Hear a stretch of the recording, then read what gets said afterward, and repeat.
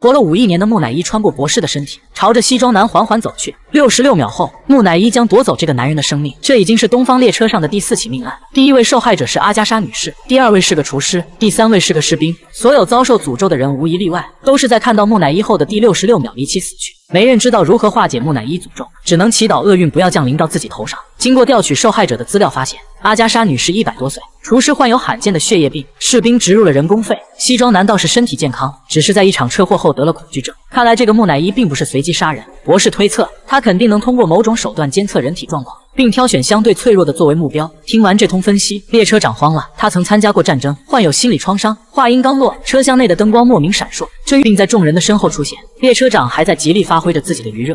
It's reaching for me. Hands on my head. Zero.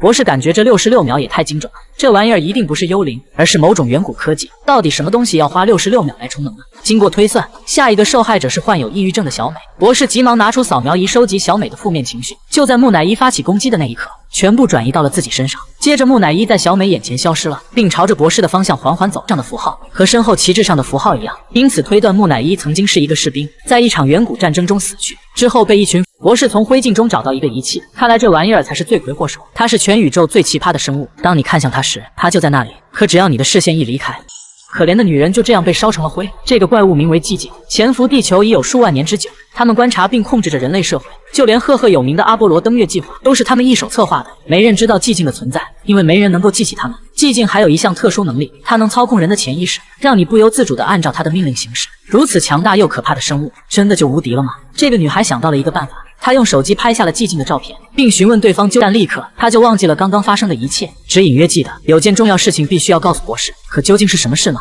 博士几人乘坐塔迪斯穿越到1969年的阿波罗时代，跟随一串神秘信号，他们来到了一座废弃的仓库，并在这里发现了外星设备和许多宇航服。这时一个下水道引起了宋姐的好奇，她下去查看，眼前的场景让她差点裂开。角落里，宋姐可不是一般人，她意识到自己的记忆有缺失，决定再下去一趟。这次萝莉也跟了上去，寂静们已经不在了，两人往深处走去，发现了一个维修舱，看上去有几千年的历史。进去一看，里面是一个大型控制台，他们的闯入触发了警报系统。萝莉、宋姐则从外星设备上了解到，这种隧道遍布全球，外星生物在我们身边蛰伏了已有长达数千年，不知出于何种原因，寂静并未对他们出手。回到塔迪斯，博士意识到这次将要面对的是迄今为止最为强大的敌人。名为寂静的怪物几乎无处不在，却又无人知晓，他们只能用在身上做记号的方式提醒自己遇到了几只。然而这还远远不够，寂静还拥有类似催眠的能力，当你看到他们的时候，潜意识会被下达一个指令，清醒后就会理所当然的去实施。博士在众人手上植入了一个微型录音机，一旦遇到寂静就立刻激活它。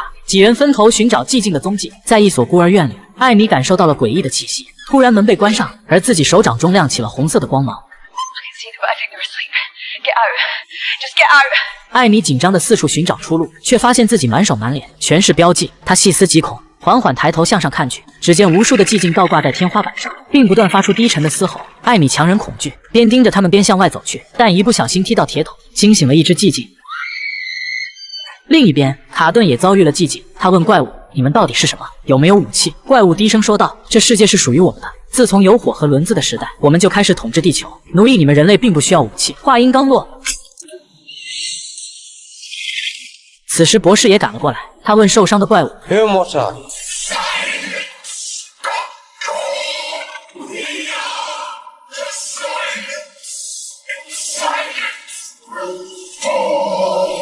这时电视台正在直播阿波罗11号准备登月的场景。博士突然灵光一闪，他让卡顿不断刺激受伤的怪物，并用手机录制画面。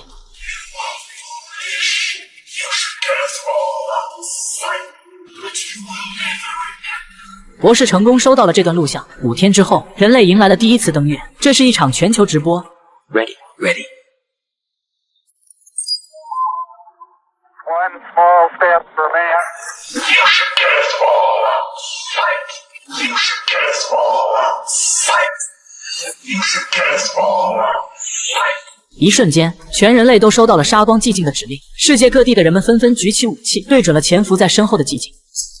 它是宇宙中最后一只毒星兽，一旦探测到谁有犯罪意图，便会立刻吃掉他的大脑。没错，连头盖骨一块吃掉。可就是这样一头强大的怪兽，却是一家银行的走狗。在他的帮助下，这家银行成了全宇宙公认的最安全银行。据说银行金库的最底层藏有一个天大的秘密，而今天，博士打算挑战这所无坚不摧的银行。他请来2名得力助手，一位是改造人小哥，其大脑相当于一台超级电脑；另一位可厉害了，变种人黑姐，能够通过触摸变成任何人。4人伪装成客户潜入了克索斯银行，突然警铃大作，一头似牛非牛的怪物走了出来。博士暗暗心惊，自己活了2000岁，也从未见过如此奇葩的生物。更让他懵逼的还在后头，只见怪物伸出长了眼睛的触角，释放出一道道声波，强烈的音波震碎了一名客户的大脑，随后被怪物吸食。原来是这个倒霉蛋提前暴露了犯罪意图，替他们挡了枪。4人进入自动服务区，在地板上炸出了一个虫洞，之后安全抵达银行保险库。不想再穿过一条通道后，却碰上了毒星兽。黑姐被探测到犯罪思想，顿时无法动弹，这下她的大脑也要保不住。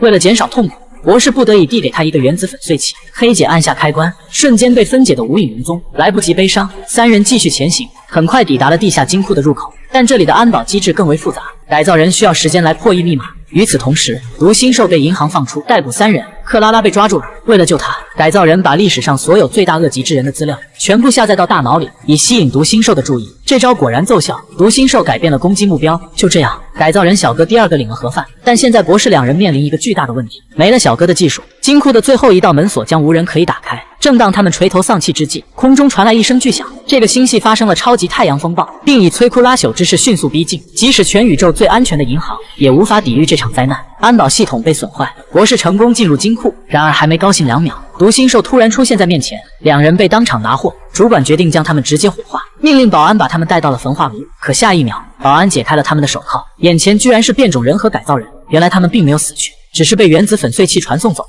4人来到金库最底层，这里藏着一个女人，正是银行行长。眼看太阳风暴即将毁灭这颗星球，行长带着一些财宝赶紧逃命了。博士打开一扇隐秘的大门，里面正是他们此行的目的，也是这家银行的终极秘密。另外一头毒星兽，原来行长为了敛财，绑架了雌兽，并胁迫雄兽为己所奴，最终导致了这一种族的灭亡。博士乘坐塔迪斯穿越时空，是为了阻止这场悲剧。故事的最后，2只毒星兽回到了曾经的家园，过上了平静安宁的幸福生活。这个女人有多霸道？只见她拿起火箭筒，瞄准呼啸而过的飞机，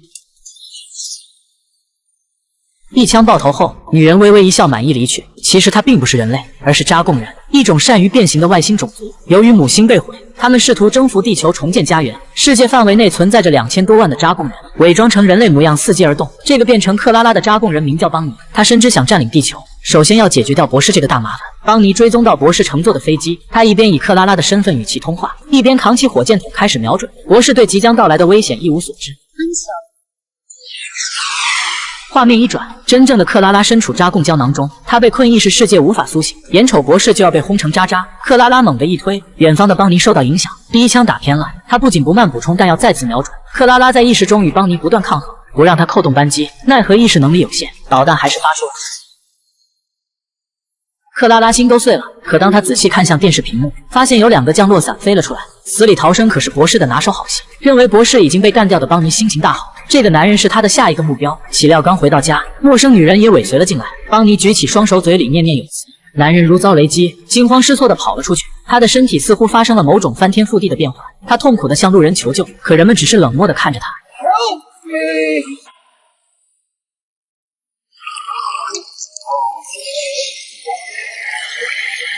邦尼录下了这诡异的一幕。原来在扎贡人内部存在好战派与反战派，邦尼是好战派的首领，他不允许族人有与地球人和平共处的念头，他要让所有向往和平的扎贡人显露原形，被迫加入反叛军。事态愈发紧张，人类这边也做出了反击。意外文明入侵研究小组领导人卡特调查到反叛军老巢的位置，安排手下进行轰炸。然而负责远程遥控轰炸的队员不知为何却停了下来，他在那里看到了一对父子，正是她丈夫和儿子的模样。尽管那很可能是扎贡人变的，队员还是不敢赌。情感是人类的死穴，这就是扎贡人的可怕之处，他们能任意变成你的亲人朋友，甚至是你养的宠物，让你下不去手。在博士的建议下，上校决定带领一支小队偷偷潜入扎贡老巢。他提醒队员们，怪物十分狡诈，注意仔细分辨。部署完毕，就在士兵准备正面突破时，房门打开，一个老妇人走了出来。此人正是队长的母亲，她表示这完全是一场阴谋，我是被你们的领导抓到这里的，请救我们出去。就在士兵们不知所措时，其他队员的家人孩子陆续走出，拜托他们进屋看一下，说真相就在里面。这群人说的情真意切，士兵们心理防线逐渐崩溃，他们放下了武器，准备进屋看看所谓的真相。一旁的上校厉声阻止，却不起作用。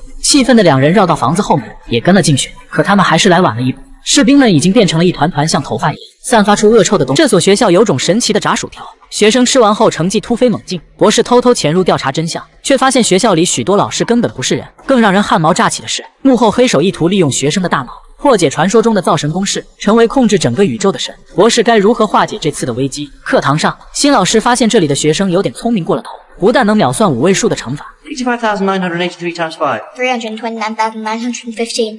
甚至掌握了远超这个时代的知识。 How'd you travel faster than mine? The London quantum tunnel with left your factor of 36.7 recurring. 更为恐怖的是，这样的学生学校里遍地都是，而这据说都是拜学校食堂的一种炸薯条所赐。为了调查薯条的秘密，罗斯假扮厨娘混进了食堂，很快便有了线索。他看到运送炸薯条食用油的工作人员个个全副武装，他们一旦沾到一点油就会痛不欲生。那些明明不是热油，身上怎么会冒白烟呢？罗斯想叫救护车，却被食堂主管拦下。 No need. She's quite all right. It's fine. She does that. 这油绝对有问题。课间休息，不爱吃薯条的小胖听到一阵窸窸窣窣啃食东西的声音，他循声走进了电脑室，那声音越来越大。小胖低头一看，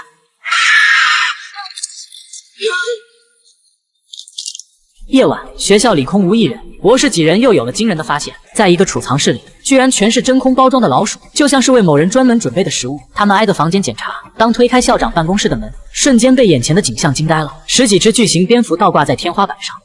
No way. 4人赶紧离开，却还是惊动了其中一只怪物。第二天，博士把从食堂里偷出来的油交给机械狗 K9 检测，经过分析，这是克利坦星的油。博士顿感不妙，克利坦人是个十分难缠的外星种族，他们会通过掠夺其他种族的器官，不断进化自身。上次见到他们还是长脖子怪，现在已经成了巨型蝙蝠。博士找到校长，以时间领主的身份劝他们离开地球。无论你有什么阴谋，请趁早收手。校长很嚣张，说自己正在进行一项伟大的计划。当两人下次见面时，博士也将归顺，成为他们的一员。刚刚离开，校长便召集来所有同伴，决定开展计划的最终阶段。 The time has come, my brothers. Today we shall become gods. 他们先是封锁了学校，再把所有学生集中到机房，数千名学生组成计算机阵列，破解着某种密码，如同行尸走肉般飞快敲击着键盘，而电脑上不断滚动着是一串串外星符号和文字。看着大屏上运行的数据，博士冷汗直流，那分明就是传说中的造神公式，也叫斯凯西范式。 They're trying to crack the Scasis paradigm. Scasis what? The Godmaker, the universal theory. Crack that equation, you've got control of the building blocks of the universe.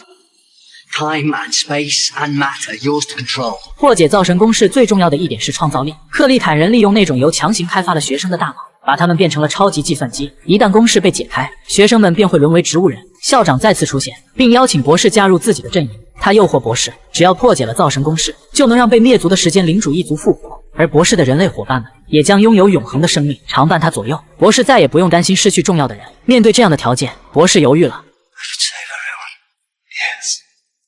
I could stop the war.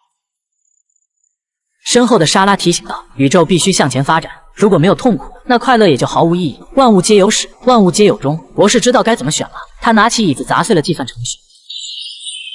校长发出愤怒的嘶吼，手下的克利坦人全都显露出了原形，对博士几人展开追击。危急关头，机械狗 K9 发挥了作用，释放出一道道激光掩护众人撤离。博士忽然想到克利坦人被油烫伤的事，那些油对他们来说应该是致命的有毒物质。几人来到厨房找油，可所有的油桶都被封死，无法开启。K9 有个主意，他能用激光打穿油桶。博士明白他的意思，让其他人先行离开，自己与 K9 殿后。然而当博士把所有油桶摆好，K9 却说他在刚刚的战斗中消耗了太多能量，现在仅剩一发激光，并且只有紧贴油桶发射才能发挥最大效果。这也就意味着他将与克利坦人同归于尽。 Why can't you do that? No alternative possible, Master. Goodbye, old friend. Goodbye, Master. You good dog. Affirmative.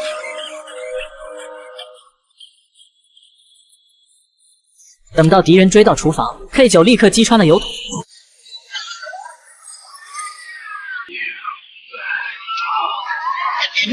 紧接着 K9 自爆与怪物们同归于尽，事情解决了。博士驾驶着时间机器开始了新的冒险。地毯下似乎隐藏着什么可怕的东西，把女人一点一点拖了进去。同伴听到尖叫声赶了过来，却只看到墙壁上的一幅神经系统二维图。 Her nervous system. 两人意识到危险，想赶紧离开，可看不见的二维生物再次发起了攻击，门把手瞬间变成了一幅油画。克拉拉两人被困在了这里，不等他们反应过来，一旁的沙发迅速坍缩，很快被二维空间吞噬，整个房间也在逐渐二维化。两人赶紧跳上吊椅，用力一摇，从窗户逃了出来。因为受到维度影响，博士的塔迪斯变得格外小，克拉拉不得已只能把它装进背包里。为了寻找破解之法，两人来到一个桥洞，这里的墙面上画满了诡异的人形涂鸦。博士告诉克拉拉，墙上那根本就不是画，而是被二维生物降维打击后活生生的人类。话音刚落，壁画竟然活了过来，他们缓缓转过身体，面容变得扭曲而又丑陋，紧接着融化成一滩像水一样的液体，在地面上流动着，追杀人类。敌人既恐怖又强大，他们的真实意图到底是什么？几人来到地下通道，想从另一个出口逃走，可出口上的门把手也被平面化了。突然，从后方伸出一只巨手，将一名光头男抓住，直接拽进了二维世界。紧接着，二维生物在吸收了足够多的能量后，进化成了三维实体。危急关头，博士递给克拉拉一个刚做好的仪器，它是反二维装置，能够重建维度。果然，门把手恢复了原样，几人打开门逃了出去。为了防止二维生物追来，机智的克拉拉通过反向操作，再次将门把手变成了平面。可万万没想到，二维生物已经进化，他们能熟练控制维度能量，不但如此，还能幻化成失踪者的模样行动。这下可大事不好了！更糟的是，逃跑过程中，塔迪斯不慎跌落，掉到了铁轨上。博士打开门一看，一辆高速行驶的火车正迎面而来。塔迪斯能量不足，无法移动，博士危在旦夕。好在他灵机一动，开启手动模式，将右手伸出门外，先是将塔迪斯扶正，然后用手指一点点往外挪。眼看火车越来越近，博士终于成功逃离。可就在他翻越土堆之时，一个站立不稳塔迪斯倒在了铁轨上。千钧一发之际，博士赶紧启动封锁装置，随后与外界失去了联系。博士莫名断线，克拉拉担心不已，他用音速起子制造红灯，逼停了火车，向列车员说明情况后，开启了火车的无人驾驶模式，并撞向了那些二维生物。可遗憾的是，整列火车最终也难逃厄运，变成了一张平面。紧接着，二维生物从地底爬了出来，一步步朝几人逼近。逃跑过程中，克拉拉捡到了一个方盒子，正是封锁后的塔迪斯。到底怎样才能救出博士呢？他想到一个办法，将二维生物引到一扇门前，再跟其他人躲在门的上方观察。二维生物跟之前一样，释放出维度能量，想要将平面上的门把手恢复成三维。但他们哪里知道，这真的就只是一张平面画而已。他们永远也无法将一扇假门恢复成三维状态。门后的塔迪斯源源不断地吸收着二维生物释放出的能量，没过多久，注满能量的塔迪斯逐渐恢复正常形态，然后旋转着来到二维生物面前，并释放出引力场将它们全部弹开。博士窝了一肚子的火，愤怒地走出塔迪斯。 I'm sending you back to your own dimension. Who knows? You are not welcome here. This plane is protected. I'm the doctor. 接着，博士就将这群滥杀无辜并且违背了空间维度法则的生物送回了属于他们自己的世界。